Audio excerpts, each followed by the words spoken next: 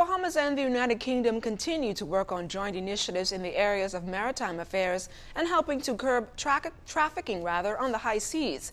To help strengthen this relationship, one of the Navy vessels made a special stop in the Bahamas, showing off its capabilities. Jared Higgs was on board.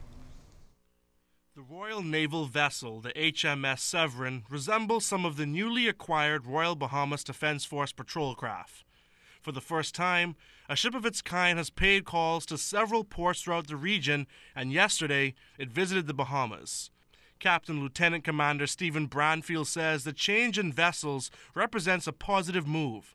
It is a step change from the vessels that usually come down. It is a good step change. We back in the UK conduct fishery protection operations and maritime security operations, and that's very easily translated to the work we do out here. A tour reveals a well-equipped yet efficient ship with 2 speedboats on board, representing its most distinct characteristic. My main feature really are my 2 seaboats. They are 22 feet long, capable of 30 knots, and it is that we use to conduct routine boardings or counter-narcotics boardings in order to keep the waters safe. I also have a 20mm cannon and 2 general-purpose machine guns, but they really are for my self-defense and if I have to defend the ship at any time. British High Commissioner to the Bahamas, His Excellency David Fitton, has been on a few of these naval tours. He says the vessel's presence in the Caribbean demonstrates the UK's commitment not only to overseas territories, but also independent countries as well. You're right, there has a commitment, particularly during the hurricane season, but also now, to the overseas territories like Turks and Caicos or some of the others. But we make a point of ensuring that a vessel such as this visits other independent countries as well, like the Bahamas, because the cooperation with the defense forces in those countries is quite important. A lot of what we're trying to achieve, whether it's stopping the bad guys, that sort of thing in the region, is best done in cooperation with others. And it may not just be with one defense force, it may be 2 or 3 working together. The Royal Naval vessel has made several calls on ports throughout the region, including in Barbados, Montserrat and Anguilla. And following its stop here in the Bahamas, the HMS Severin will head over to Key West, Florida. Jared Higgs, ZNS Network News. Well, some encouraging news for local motorists. You may recall last year, many vehicle owners had a huge issue with the shortage in supply of license plates at the Road Traffic Department. Attempts are now underway to correct that problem. Road Traffic Controller Ross Smith says they are now mapping out a plan with the Ministry of Works to ensure that this problem does not reoccur. Partnered with the Ministry of Works rather than say that's your job. Yeah, that's their job.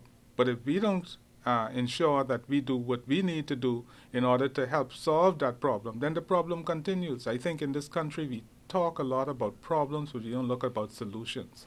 And that's what I'm all about, is trying to find the solution to problems. Okay. And it was a festive affair last night for a lucky winner who walked away with a brand new home. It was the end of the BTC home giveaway competition. Jared Higgs was at the event and tells us the winner hails from the Southern Bahamas.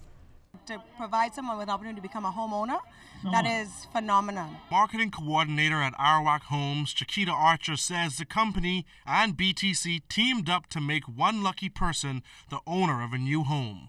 And with much enthusiasm from the public, Vice President of Marketing at BTC, Eldry Ferguson, explains how the competition worked. So any customer that would have signed up, texted up, topped up, or paid up with BTC up until December 31st, they were entered to win the promotions today. Phone cards, telephones, tablets, and huge cash prizes were also offered through BTC's Text to Win promotion. And with the final countdown, sponsors were also on hand with lots of giveaways, including the well-known Mortimer's Candy Kitchen, as well as Security Systems International. After much anticipation, the winner of the home was finally determined.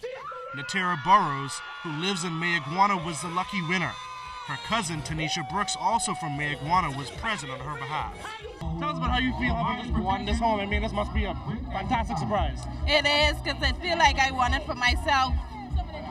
I will be celebrating with her anyways. Jared Higgs, ZNS Network News. Thank you, Jared. And that does it for this portion of the news, but don't you move. Sports with Kelsey Johnson is up next.